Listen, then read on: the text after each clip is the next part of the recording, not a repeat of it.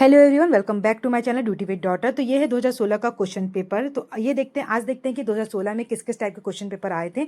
इस वीडियो के थ्रू आपको ये हेल्प मिलेगी कि किस टाइप के क्वेश्चन आपके एग्जाम में पूछे जा सकते हैं। तो चलिए वीडियो की शुरुआत करते हैं। फर्स्ट क्वेश्चन, पहला क्वेश्चन है the basic unit of structure in adult compact bone. ठीक है, तो द वयस्क की स्वतः हड्डियों की संरचना की मूल इकाई क्या है? तो वयस्क की स्वतः हड्डियों की संरचना की मूल इकाई है ऑस्ट्रियन। ठीक है, जो ऑस्ट्रियन होता है वो हड्डी का सबसे छोटा और संरचनात्मक और कार्यात्मक भाग कहलाता है। क्लियर है। नेक्स्ट क्वेश्चन है the artery which supply blood to head and neck. तो इसका ऑप्शन है coronary artery, option B carotid artery, B mesenteric artery और डी है इंट्रोकोस्टल आर्टरी। मतलब कि कौन सी धमनी सिर व गर्दन को रक्त बहाव करती है। ठीक है, तो इसका आंसर आएगा answer number B carotid artery. ठीक है, जो कैरोटिड आर्टरी होती है वो क्या करती है? शरीर को प्रमुख धमनी होती है जो मस्तिष्क, चेहरा, गर्दन को ऑक्सीजन युक्त रक्त प्रवाह करती है। ठीक है, इसको दो भागों में होती है। पहला इंटरनल कैरोटिड आर्टरी होती है जो ब्रेन को सप्लाई करती है, और जो होता है सेकंड होता है एक्सटर्नल कैरोटिड आर्टरी होती है जो चेहरा और गर्दन को सप्लाई करती है। क्लियर है। तो कौन सी धमनी कौन सी जो वे आर्टरी है, कौन सी आर्टरी है जो ब्लड सप्लाई करती है हेड टू नेक में? तो इसका आंसर आएगा कैरोटिड आर्टरी। नेक्स्ट क्वेश्चन है question number 3, the parietal cell of gastric gland secrete. मतलब गैस्ट्रिक जो ग्रंथियाँ की भित्तीय कोशिकाएं निम्न स्त्राव करती हैं। तो गैस्ट्रिक ग्रंथियों की भित्तीय कोशिकाएं कौन से हार्मोन को सिक्रीट करती है, कौन से क्या सिक्रीट करती है, कौन से सेल को सिक्रीट? तो इसका आंसर आएगा HCl, मतलब कि हाइड्रोक्लोरिक एसिड। ठीक है, answer number is correct answer. ठीक है, तो the parietal cell of gastric gland secrete करती है HCl को। ठीक है, पेट की जो गैस्ट्रिक ग्लैंड में मौजूद जो पार्शियल सेल होते हैं जिसमें हाइड्रोक्लोरिक एसिड बनाते हैं। ठीक है, यह जो एसिड होता है वो भोजन को पचाने में मदद करते हैं, और जो यहाँ पेट में जो मौजूद बैक्टीरिया होते हैं उसको क्या करते हैं? वो किल करते हैं। क्लियर है। तो जो हाइड्रोक्लोरिक एसिड होता है वो कहाँ से होता है? तो पेट की जो गैस्ट्रिक ग्लैंड में मौजूद जो पार्शियल सेल होते हैं, ठीक है, पेट के में मौजूद जो पार्शियल सेल होते हैं क्या सिक्रेट करते हैं? HCl को सिक्रेट करते हैं। यही जो हाइड्रोक्लोरिक एसिड है वो भोजन को पचाने में मदद करते हैं, और मौजूद जो बैक्टीरिया तो क्या करते हैं? किल करते हैं। क्लियर है। नेक्स्ट क्वेश्चन है question number 4, the pacemaker of the heart. हृदय का पेस मेकर कौन सा है? तो pacemaker of the heart कहते हैं ऑप्शन नंबर ए ऐसे नोड को। ठीक है, ऐसे नोड जो होता है वो pacemaker of the heart होता है। इसमें क्या कहते हैं? इम्पल्सेस वहीं से क्या आती है? जनरेट होती है। क्लियर है।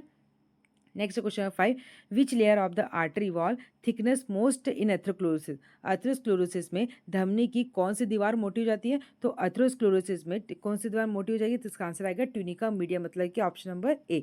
ठीक है, क्या होता है जब धमनी की दीवारों में ना फैट या फिर कोलेस्ट्रॉल का जब जम जाता है, जमने की वजह से क्या होता है? जब फैट और कोलेस्ट्रॉल जम जाता है इसकी वजह से यहाँ की जो दीवारें हो जाती है क्या होती है? मोटी हो जाती है। फैट या फिर ये कोलेस्ट्रॉल के जमने से यहाँ की जो दीवारें होती है वो मोटी हो जाती है। ठीक है, और बढ़ जाती है। इससे सबसे ज़्यादा असर किस पे पड़ता है? परत होती है ना हार्ट की, जो मध्य परत होती है उस पर सबसे ज़्यादा असर होता है। ठीक है, इसकी वजह से क्या होता है? इसकी वजह से यहाँ पे जो बहने वाला जो रक्त प्रवाह है वो क्या हो जाएगा? बाधित हो जाएगा। क्लियर है। तो एथ्रोस्क्लेरोसिस में धमनी की कौन सी दीवार मोटी हो जाएगी? तो एथ्रोस्क्लेरोसिस में धमनी की ट्यूनिका मीडिया क्या हो जाएगी? मोटी हो जाएगी।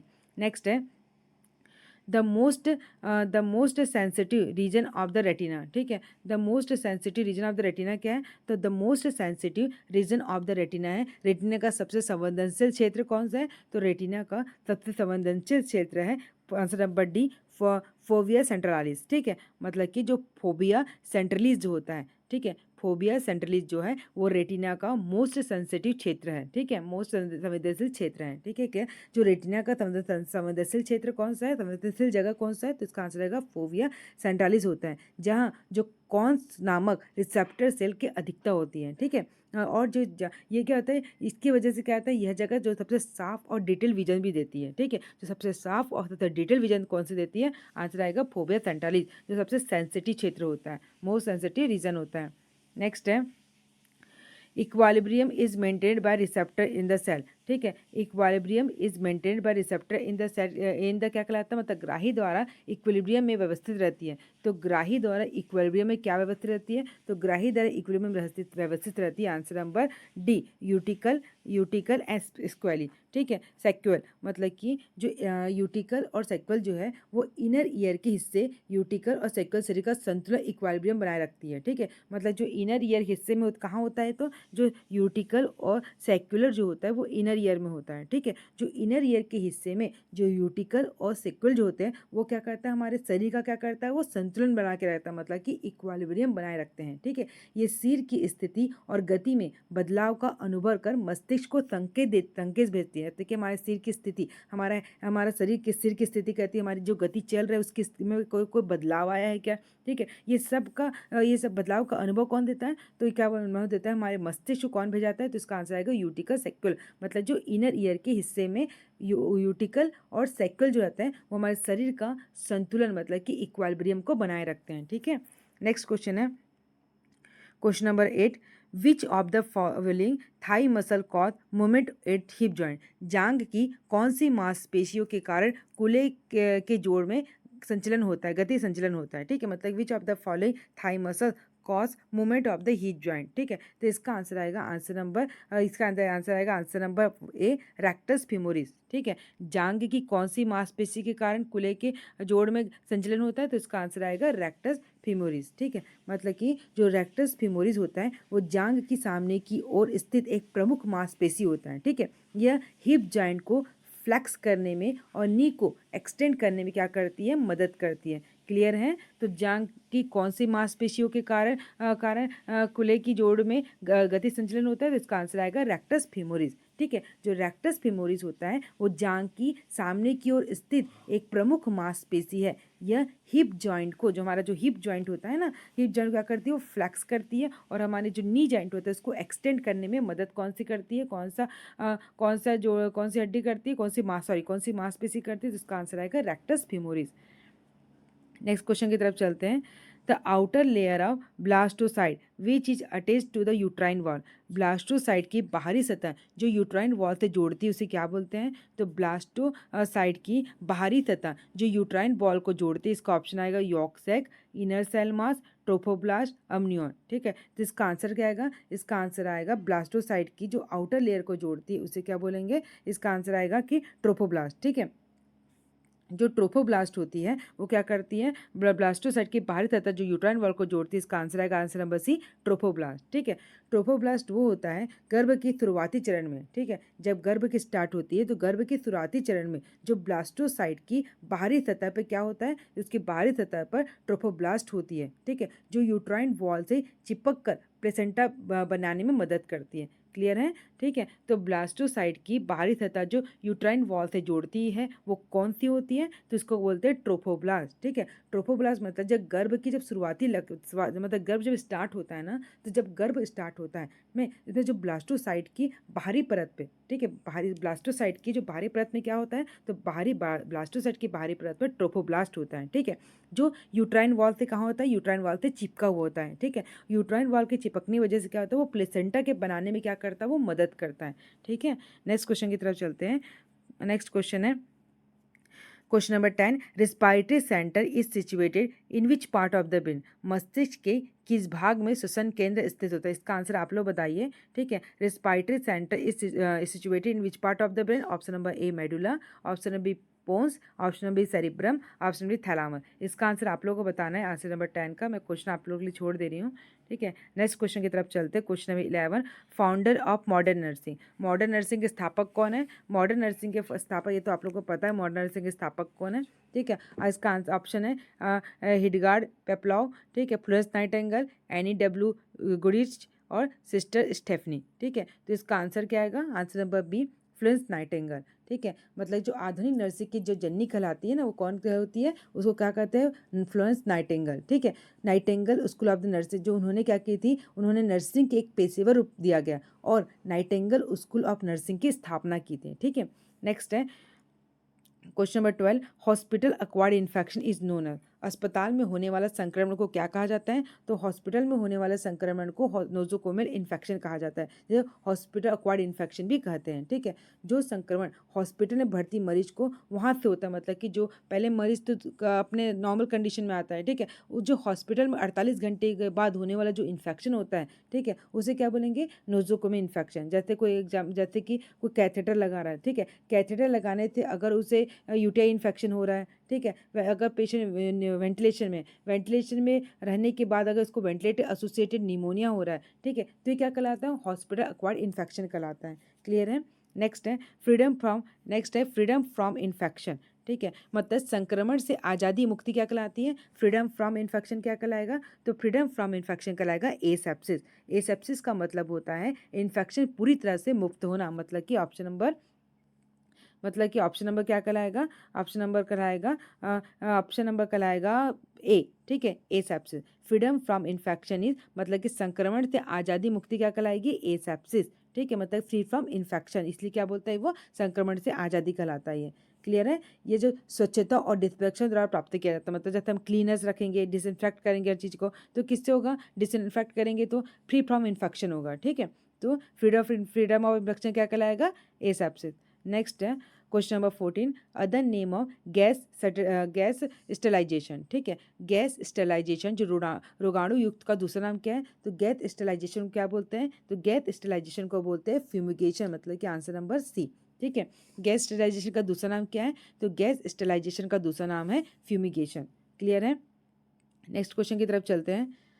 The purpose of bed making, ठीक है, पर्पस ऑफ बेड मेकिंग का पर्पस क्या है, तो बेड मेकिंग का उद्देश्य है कि मरीज को साफ एवं आरामदायक बिस्तर प्रदान करना, option number A, to provide the client with safe and comfortable bed, B, एक वार्ड को साफ सुथरा दिखाने के लिए, सी, एक बेड शोर को दूर करना, उपयुक्त सभी, ठीक है। तो बेड मेकिंग का पर्पस क्या है, तो बेड मेकिंग का पर्पस है उपयुक्त सभी, ठीक है। बेड मेकिंग का उद्देश्य है कि मरीज को आरामदायक स्थिति सुनिश्चित करना, बेड क्या रहेगा, साफ सुथरा दिखना है, ठीक है, इसलिए, और इससे क्या होता है, संक्रमण से बचाव भी होता है, ठीक है, टू प्रिवेंट बेड सोर भी होता है, तो उपयुक्त सभी इसका आंसर आएगा all of the above.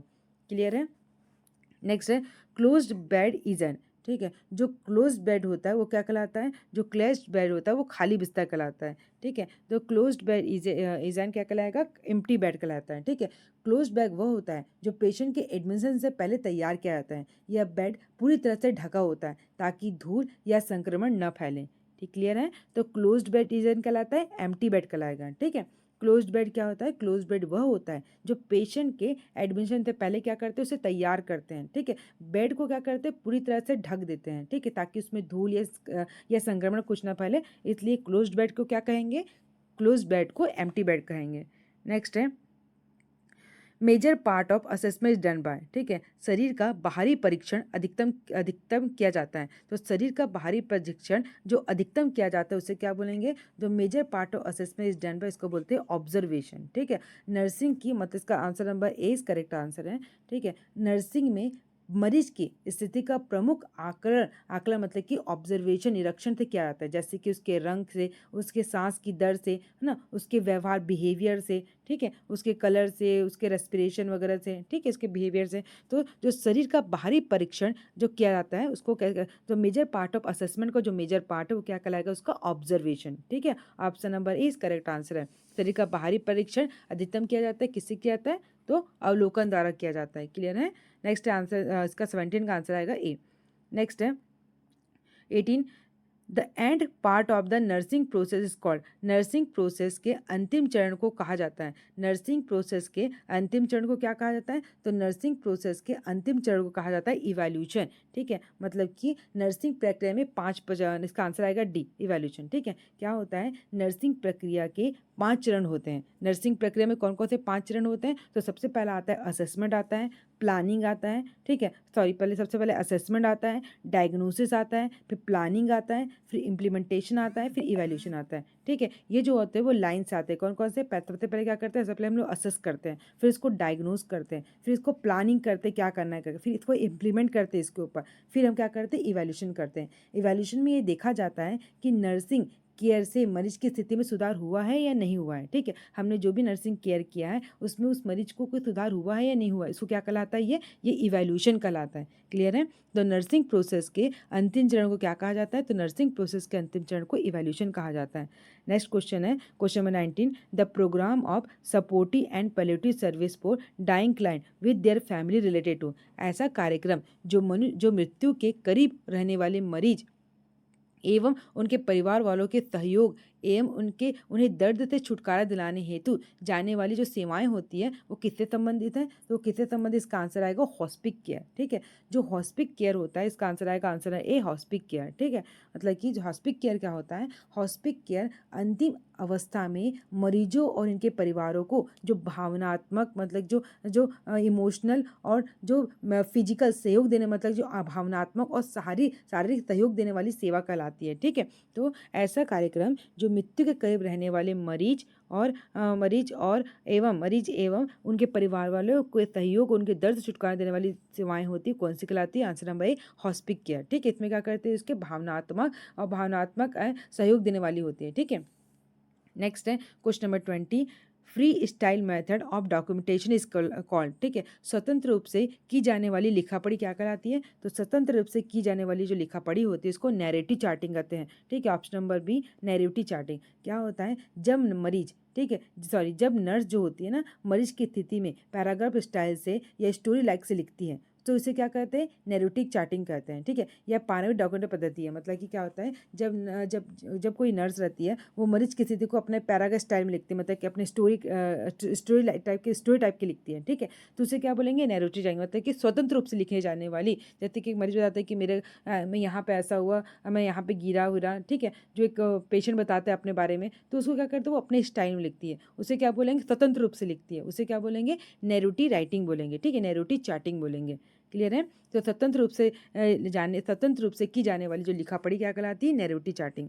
Next question है, organelle responsible for protein synthesis, मतलब प्रोटीन संश्लेषण के लिए कौन सा जिम्मेवार कोशिकांग होता है? तो प्रोटीन संश्लेषण के लिए कौन सा कोशिकांग जिम्मेदार होता है? तो प्रोटीन संश्लेषण के लिए होता है राइबोसोम। ठीक है, जो आंसर नंबर ए इस करेक्ट आंसर है। ठीक है, जो राइबोसोम होता है, राइबोसोम को प्रोटीन फैक्ट्री भी कहा जाता है। ऐसा क्वेश्चन आ सकता है कि प्रोटीन फैक्ट्री किसे कहते हैं? तो प्रोटीन फैक्ट्री होता है उसको राइबोसोम को कहते हैं। ठीक है, प्रोटीन संश्लेषण के लिए कौन सा जिम्मेवार कोशिकांग होता है? तो इसका आंसर आएगा आंसर नंबर ए राइबोसोम। राइबोसोम को प्रोटीन फैक्ट्री भी कहा जाता है क्योंकि यही अमीनो एसिडों को जोड़कर प्रोटीन बनाते हैं। ठीक है, जो राइबोसोम होते हैं वो अमीनो एसिड को जोड़कर क्या बनाते हैं? प्रोटीन बनाते हैं। यह साइटोप्लाज्म और रफ जो एंडोप्लाज्मिक रेटिकुलम दोनों पर पाए जाते हैं। ठीक है, कहाँ पाए जाते हैं? तो साइटोप्लाज्म और रफ एंडोप्लाज्मिक रेटिकुलम में भी दोनों में पाए जाते हैं। क्या पाए जाते हैं? तो राइबोसोम पाए जाते हैं। ठीक है, जो राइबोसोम होते हैं उसको प्रोटीन फैक्ट्री भी कहा जाता है। ठीक है, क्योंकि क्या करते हैं? क्योंकि वो अमीनो एसिडों को जोड़कर क्या बनाता है? अमीनो एसिड को जोड़कर वो प्रोटीन बनाता है। ठीक है, तो प्रोटीन संश्लेषण के लिए जिम्मेवार कोशिकांग कौन सा है? तो प्रोटीन संश्लेषण के लिए जिम्मेदार कोशिकांग है राइबोसोम। क्लियर है ना? Next question number 22, the function of eighth cranial nerve is related to. Eight जो कपाल संबंधित स्नायु का संबंध किससे है? तो एट्थ क्रेनियल नर्व होता है। एट्थ क्रेनियल नर्व कौन सा है? तो हमारा एट्थ क्रेनियल नर्व है वेस्टिब्युलर नर्व कहलाते हैं। ठीक है, तो जो आंसर नंबर क्या आएगा? इसका आंसर नंबर आएगा एट्थ क्रेनियल नर्व, मतलब कि बैलेंस बनाने में हेल्प करता है। ठीक है, आंसर नंबर डी। ठीक है, तो the function of eighth cranial nerve is related to, इसका आंसर आएगा आंसर नंबर डी, बैलेंस मतलब कि संतुलन बनाने में। ठीक है, जो एट्थ क्रेनियल नर्व होता है ना, एट्थ क्रेनियल नर्व को वेस्टिब्युलर नर्व भी कहते हैं। ठीक है, इसका दो भाग होते हैं, कॉक्लियर मतलब कि हेयरिंग के लिए होता है और वेस्टिबुलर जो होता है वो हमारा बैलेंस बनाने के लिए होता है। ठीक है, जो कान के अंदर से जुड़े होते हैं, है ना? तो जो एट्थ कैनल नर्व किससे संबंधित है? तो एट्थ कैनल नर्व संबंधित है बैलेंस से। बैलेंस कौन बनाता है? तो बैलेंस बनाता है वेस्टिब्युलर नर्व। ठीक है, जिससे क्या बोलते, जहाँ क्या आता है? एट्थ कैनल नर्व होती है, जो वेस्टिब्युलर नर्व जो होती है वो एट्थ कैनल नर्व होती है। क्लियर है? नेक्स्ट है question number 23, smooth muscles tissue found in the. ठीक है, तो smooth muscles tissue found in the मतलब कि मृण मांसपेशी ऊतक पाया जाता है। तो स्मूथ मसल्स टिश्यू कहाँ पाया जाता है? तो स्मूथ मसल्स टिश्यू जो होता है वो यूनरी ब्लेडर में होता है, मतलब कि मूत्राशय में होता है। ठीक है, तो स्मूथ मसल जो होता है वो इनवॉलेंट्री होते हैं। क्लियर है? ठीक है, यानी हमारे कंट्रोल में नहीं रहते हैं। ठीक है, जैसे कि हमारे हार्ट क्या होता है? हमारे कंट्रोल में नहीं रहता। क्लियर है?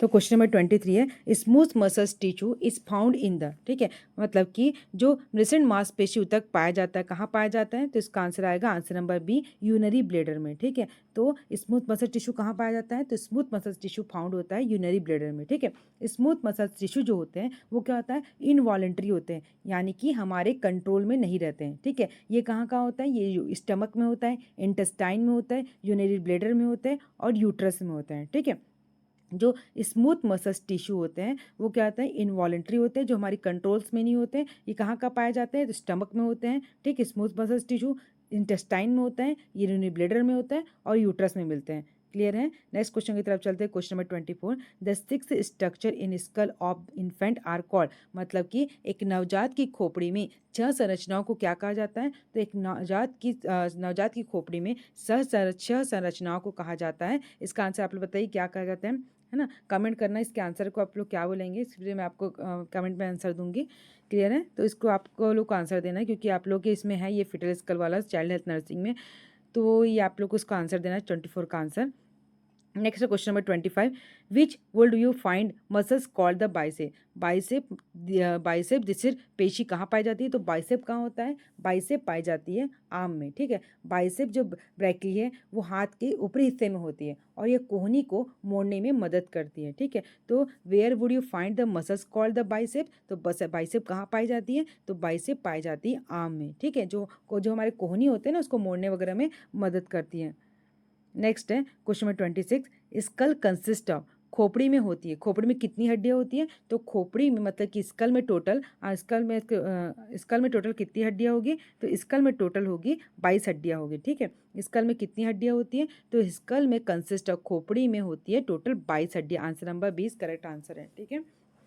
तो स्कल में कितनी हड्डियाँ होगी, 22 हड्डियाँ होती है। मानो स्कल में कुल 22 हड्डियाँ से मिलकर बना होता है। सबसे इसमें आता है पहले 8 क्रेनियल होता है, ठीक है, और 14 फेशियल बोन होते हैं। इसलिए टोटल मिला के कितने होते हैं, टोटल मिला के 24 बोन्स होते हैं, ठीक है। 8 जो होते हैं इसमें जो ना 8 जो होता है वो क्या होता है, 8 जो होता है वो क्रेनियल होता है, ठीक है। 8 जो होता है वो क्रेनियल होता है। नेक्स्ट जो होता है इसमें जो फिर जो 12 होता है, ठीक, सॉरी जो 14 होता है वो 14 क्या होता है, 14 जो होता है वो फेशियल बोन होता है, ठीक है। इसमें 8 क्रेनियल बोन होते हैं, 8 क्रेनियल होता है, ठीक है। और जो 14 होता है वो क्या होता है, जो 14 रहता है वो फेशियल रहता है। क्लियर है। तो टोटल मिला के कितना होगा, टोटल मिला के 24 जो बोन्स होंगे। क्लियर है, ठीक है। तो नेक्स्ट क्वेश्चन की तरफ चलते हैं। The uppermost 2 chamber of the human heart are, मतलब मानव हृदय के सबसे ऊपर 2 चैम्बर होते हैं। मानव हृदय के सबसे ऊपर दो चैम्बर होते हैं, इसे क्या बोलेंगे, इसको कौन से चैम्बर होते हैं, तो इसका आंसर आएगा अट्रिया, ठीक है। इसका आंसर आएगा आंसर नंबर सी, एट्रिया, ठीक है। मानव हृदय के ऊपर 2 चैम्बर होते हैं, कौन कौन से चैम्बर होते हैं, तो राइट आर्ट्रियम होता है और लेफ्ट एट्रियम कहलाते हैं, ठीक है। ये शरीर और फेफड़ों को दोनों को क्या करते हैं, शरीर और फेफड़ों को रक्त प्रवाह करते हैं, राइट एट्रियम और लेफ्ट एट्रियम। तो मानव हृदय के सबसे ऊपर 2 चैम्बर होते हैं, इसको क्या बोलेंगे, एट्रिया। अट्रिया जो होते हैं इसमें 2 टाइप के होते हैं, ठीक है। ऊपर 2 चैम्बर होता है, राइट एट्रियम और लेफ्ट एट्रियम, ठीक है। जो राइट एट्रियम और लेफ्ट एट्रियम जो होता है वो शरीर और फेफड़ों में क्या करते हैं, वो रक्त को प्रवाह करते हैं। क्लियर है। नेक्स्ट क्वेश्चन है question number 28, which one of the following is found both in the cell of plant and animal, निम्नलिखित में से कौन सा वनस्पति व पशु कोशिकाओं दोनों में पाया जाता है, तो निम्नलिखित में से कौन सा वनस्पति व पशु कोशिकाओं में दोनों में पाया जाता है, तो इसका आंसर आएगा आंसर नंबर सेल मेम्ब्रेन, ठीक है। आंसर नंबर डी, सेल मतलब कि कोशिकाएं झिल्ली, इसका आंसर क्या आएगा, answer number D, cell membrane, ठीक है। जो सेल मेम्ब्रेन होता है वो दोनों प्रकार की कोशिकाओं में होती है, ठीक है, और वो प्लांट में भी होती है और एनिमल्स में भी होती है। यह कोशिकाएं जो होती है अंदर बाहर पदार्थों को आवाजाही को नियंत्रित करती है, ठीक है। अंदर और बाहर के जो पदार्थ होते हैं जिसकी जो आवाजाही को क्या करती है, वो नियंत्रित करती है। तो निम्नलिखित में कौन सा वनस्पति और पशु कोशिकाओं दोनों में पाया जाता है, जिसका आंसर आएगा सेल मेम्ब्रेन मतलब कि कोशिकाएं झिल्ली। Next question number 9, question number 29, the largest part of the brain, मस्तिष्क का सबसे बड़ा हिस्सा कौन सा होता है, तो मस्तिष्क का सबसे बड़ा हिस्सा कहलाता है सेरिबरम, ठीक है। इसको मैंने पढ़ाया था, बहुत सारे इसमें तो क्वेश्चन है, 2-3 क्वेश्चन मैंने इसको पढ़ा चुकी हूँ, ठीक है। तो the largest part of the brain क्या कहलाता है, तो मस्तिष्क का सबसे बड़ा हिस्सा कहलाता है सेरिब्रम, ठीक है। जो सेरिब्रम क्या होता है, वो मस्तिष्क का सबसे बड़ा भाग होता है, जो हमारे सोचने में, याद कर रखने में और निर्णय लेने में क्या करता है, हमारी मदद करता है। किस में से मदद करता है, हमारे सोचने में, याद रखने में और निर्णय लेने में मदद करता है। तो largest part of the brain क्या कहलाएगा, answer number B, cerebrum. Clear है। नेक्स्ट क्वेश्चन चलते हैं। स्लेट को मैंने बताया था, slate of larynx is situated. Larynx द्वीप कहाँ स्थित होता है? तो लैरेंगस जो द्वीप होता है वो स्थित होता है। इसका आंसर आप लोग बताइए, इसका आंसर क्या आएगा? स्लेट ऑफ लैरेंगस कहाँ से, इसको मैंने पढ़ाया था आप लोग को। स्लेट ऑफ लैरेंगस सिचुएटेड होता है आंसर बी पेनक्रियाज में। क्लियर है, ठीक है। यह पेनक्रियाज के अंदर छोटे छोटे सेल ग्रुप में होते हैं, ठीक है, जो इंसुलिन और ग्लूकोजन हार्मोन बनाते हैं, ठीक है। जो स्लेट और लैरेंगस कहाँ सिचुएटेड होता है? तो स्लेट और लैरेंगस सिचुएटेड होता है पेनक्रियाज में, ठीक है। अब ये पेनक्रियाज के अंदर जो छोटे छोटे क्या होते हैं? सेल ग्रुप होते हैं, ठीक है, सेल ग्रुप में होते हैं। और क्या करते हैं? जो इंसुलिन और जो ग्लूकोजन हार्मोन को क्या करते हैं? इंसुलिन और ग्लूकोजन हार्मोन को बनाते हैं, ठीक है। जो स्लेट और लैरेंगस होते हैं वो छोटे छोटे ग्रुप में होते हैं जो इंसुलिन और ग्लाइकोजन हार्मोन को बनाते हैं।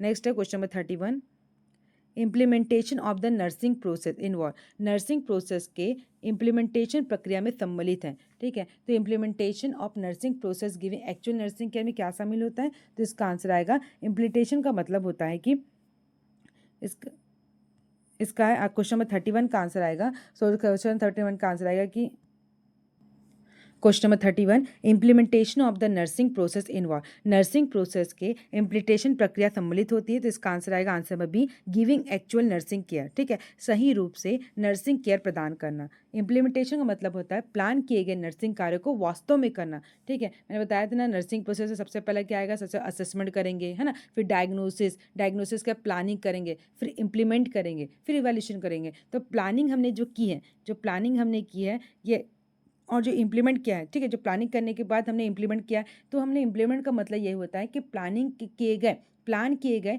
नर्सिंग प्रोसेस को वास्तव में करना। हमने प्लान किया कि इस पेशेंट को आज माउथ केयर करना है, माउथ केयर करेंगे। अगर हमने इसमें इम्प्लीमेंट किया मतलब उसको क्या कहेंगे? प्लानिंग तो हमने की कि इसको माउथ केयर करना है, ठीक है। अब हमको उसको एक्चुअल में वास्तव में इसको माउथ केयर करना है, ये क्या कहलाएगा? इम्प्लीमेंटेशन, ठीक है। जैसे कि दवा देना, देखभाल करना, ये क्या सब क्या आएगा? इम्प्लीमेंटेशन में।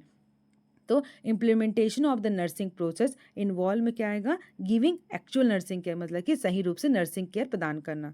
नेक्स्ट है क्वेश्चन में 32, examination with the help of stethoscope called, ठीक है। स्टेथोस्कोप द्वारा जांच करने वाली प्रक्रिया क्या कहलाती है? तो स्टेथोस्कोप से जांच करने वाली प्रक्रिया कहलाते हैं अस्कुल्टेशन, ठीक है। अस्कुल्टेशन मतलब आंसर नंबर 20 करेक्ट आंसर है, ठीक है। इसका आंसर नंबर बी है, इसका आंसर नंबर क्या आएगा? बी, एस्कुल्टेशन, ठीक है। तो स्टेथोस्कोप द्वारा जांच करने वाली प्रक्रिया कहलाती है अस्कुल्टेशन। अस्कुल्टेशन वह प्रक्रिया है जिसमें डॉक्टर या नर्स स्टेथोस्कोप से आवाज़ सुनते हैं, जैसे कि हार्ट की आवाज़, लंग्स की आवाज़, है ना, इंटेस्टाइन की धमनियों की आवाज़। क्लियर है। नेक्स्ट है question number 33, infection of the body by pathogens micro organiser is called. शरीर का रोगाणुओं द्वारा संक्रमित होना कहलाता है, ठीक है। शरीर का रोगाणुओं द्वारा संक्रमित होना क्या कहलाएगा? तो इसका आंसर आएगा सेप्सिस, ठीक है। Answer number A is correct answer.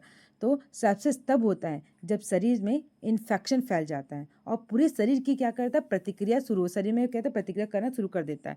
तो जब इन्फेक्शन हमारे बॉडी में पैथोजेंस माइक्रो ऑर्गेनिज्म हमारे बॉडी में एंटर करेगा, उसको एंटर करके इन्फेक्शन करेगा, तो उसको क्या बोलेंगे? सेप्सिस। क्लियर है।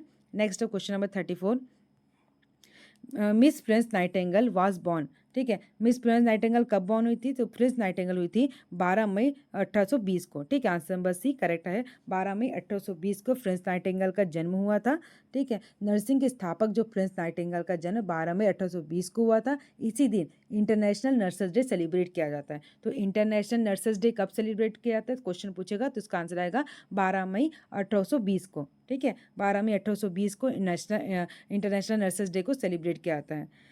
पस in the urine is called, मतलब कि मूत्र में मवाद क्या कहलाता है? मूत्र में मवाद कहलाता है यूरेमिया, ठीक है। मूत्र में स्वाद क्या कहलाएगा? आंसर नंबर इसका आएगा डी, पायरिया, ठीक है। बी क्या कहलाएगा? पायरिया। जो पायरिया का मतलब होता है जब मूत्र में पस सेल, मतलब कि जो व्हाइट सेल जो होती है वो पाई जाती है, तो इसे क्या कहेंगे? पायरिया कहलाता है, जो इन्फेक्शन का संकेत होता है, ठीक है। इन्फेक्शन पस इन द यूरिन क्या कहलाएगा? पायरिया, ठीक है। Answer number D. नेक्स्ट है question number 36, drug that destroy and expel warm out of the body. दवाएं जो कृमियों को खत्म कर शरीर को बाहर निकालती हैं, ठीक है। कौन सी दवाएं जो कृमियों को खत्म करती है, मतलब कि नष्ट करती है और शरीर से बाहर निकालती है, इसको क्या बोलेंगे? ये क्या कराएगा? इसका आंसर आएगा वर्मी फंगस, ठीक है। आंसर नंबर डी, वर्मी फ्यूगस, ठीक है, वर्मी फ्यूगस कहलाएगा। ये जो दवाएं होती है ना वो शरीर में मौजूद कीड़े जैसे कि वर्म्स को बाहर निकालती है। जैसे कि कौन कौन सी दवाई होती है कीड़ों को मारने के लिए देते हैं, एल्बेंडाजॉल देते हैं, ठीक है, मेबेंडाजॉल देते हैं। तो जो कीड़े की दवाई कौन कौन सी होती है मारने की, जो कृमि की दवाई यूज़ करते हैं एल्बेंडाजॉल यूज़ करते हैं, ठीक है। तो जो दवाएं जो कृमियों को नष्ट कर शरीर से बाहर निकालती है उसे क्या बोलेंगे, वर्मी फ्यूजस, ठीक है, वर्मी फ्यूज बोलेंगे। Answer number D correct answer है, वर्मी फ्यूज। नेक्स्ट है question number 37, drug that produce vomiting, दवाएं जो उल्टी कारक है। कौन सी दवाएं जो उल्टी कारक है, मतलब जो उल्टी होती है उसमें कौन सी दवाई देते हैं, इसको क्या बोलेंगे, इसका आंसर आएगा आंसर नंबर ए, एंटीमेटिक, ठीक है।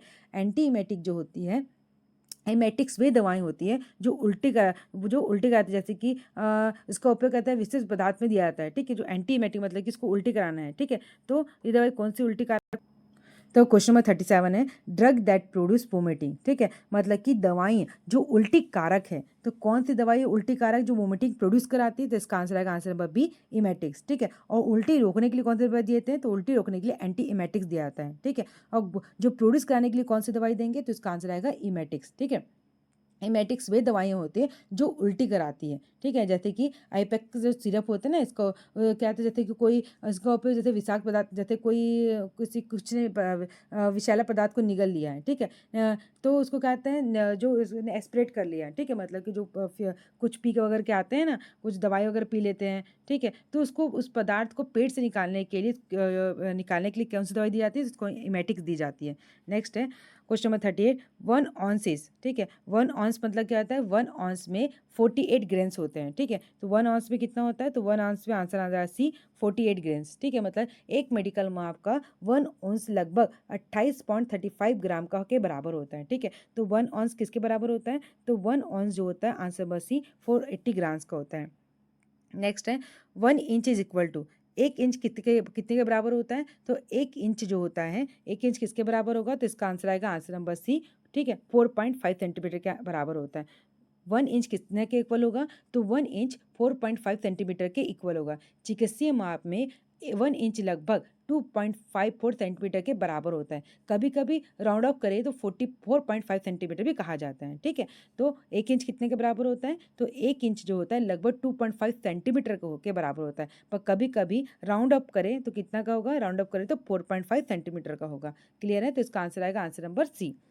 नेक्स्ट है question number 40, the most preferred IM injection site for adult, ठीक है। तो most preferred IM injection site for adult का कौन सा साइट है, अत्याधिक प्रिफर्ड साइट कौन सा है इंजेक्शन साइट है वयस्क के लिए, तो इसका आंसर आएगा वेंट्रोग्लूटियल मसल्स, ठीक है। Answer number B, ventrogluteal muscles, ठीक है। जो वेंट्रोग्लूटियल मसल्स होता है वयस्कों में IM जगह सबसे सुरक्षित स्थान होता है, ठीक है, क्योंकि यहाँ नसें और रक्त वाहिनियाँ क्या होती कम होती है, मतलब कि यहाँ पे क्या होते हैं जो साइटिक वगैरह नर्व वहाँ पे नहीं रहती, जो नसें होती है जो नर्व होता है यहाँ पे बहुत कम होता है वेंट्रोग्लूटियल मसल, इसलिए वो क्या होती है सबसे सेफेस्ट होती है, ठीक है।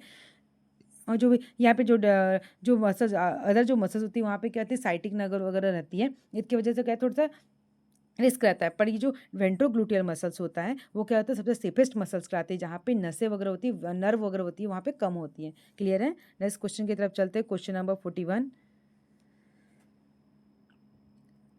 The only microorganism monitored case contaminated water, ठीक है, मतलब कि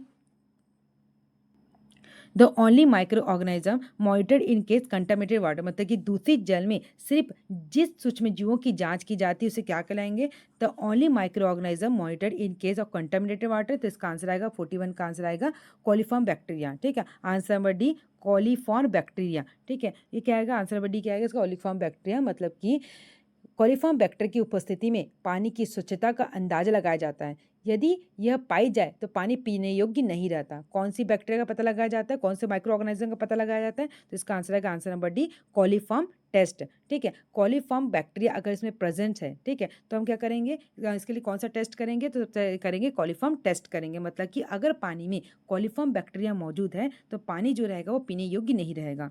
क्लियर है, next question 42, administration of readymade antibody create, ठीक है, तैयार रोग निरोधी पदार्थ देने में उत्पन्न होता है। इसका आंसर है ऑप्शन है A, acute acquired immunity, B passive acquired immunity, C acute natural immunity, D passive natural immunity, ठीक है। तो एडमिस्ट इसका आंसर क्या आएगा, जो एडमिनिस्ट्रेशन ऑफ रेडीमेड जो एंटीबॉडी क्रिएट करते हैं उसको क्या बोलेंगे, पासिव एक्वायर्ड इम्यूनिटी, मतलब कि answer number B passive acquired immunity. ठीक है।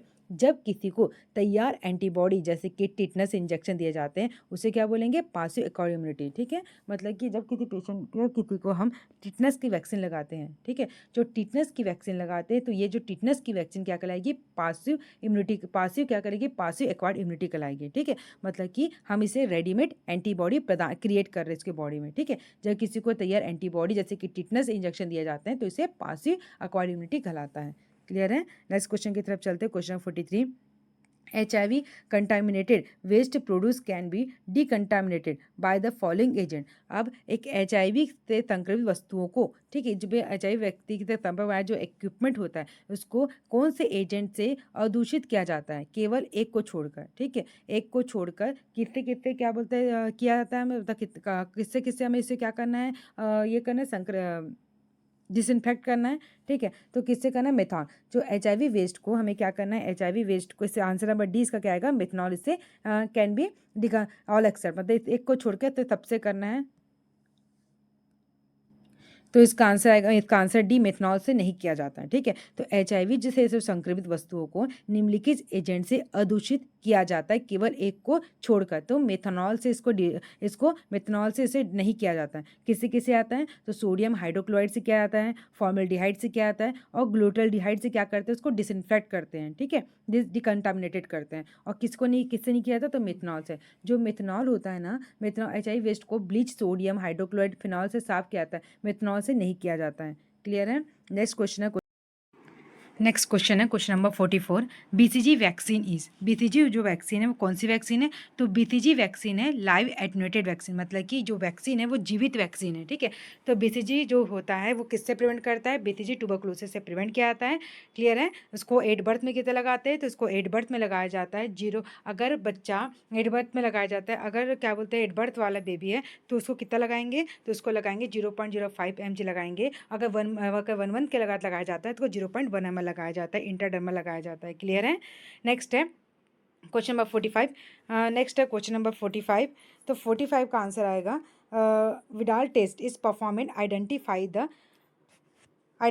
विडाल टेस्ट किसकी जांच के लिए किया जाता है, तो विडाल टेस्ट किया जाता है, विडाल टेस्ट किसके लिए किया जाता है, तो विडाल टेस्ट किया जाता है टाइफाइड के लिए। क्लियर है। Vidal test performed to the identify the, तो विडाल टेस्ट किसकी जांच के लिए किया जाता है, तो विडाल टेस्ट किया जाता है टाइफाइड फीवर के लिए। क्लियर है। तो इसका आंसर आएगा आंसर नंबर सी।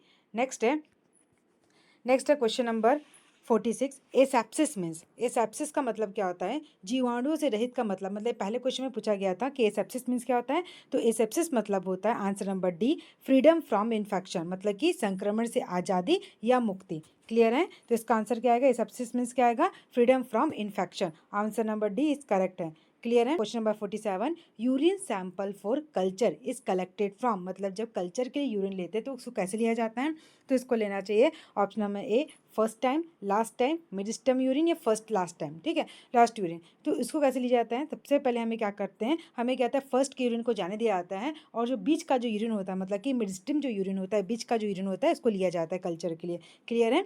तो आंसर नंबर क्या आएगा, answer number C is correct है। ठीक है। मतलब हम लोग को जब यूरिन की जांच, जब कल्चर का टेस्ट करेंगे तो यूरिन को कौन सा लेना है, मिड वाला, मतलब कि बीच का यूरिन लेना है।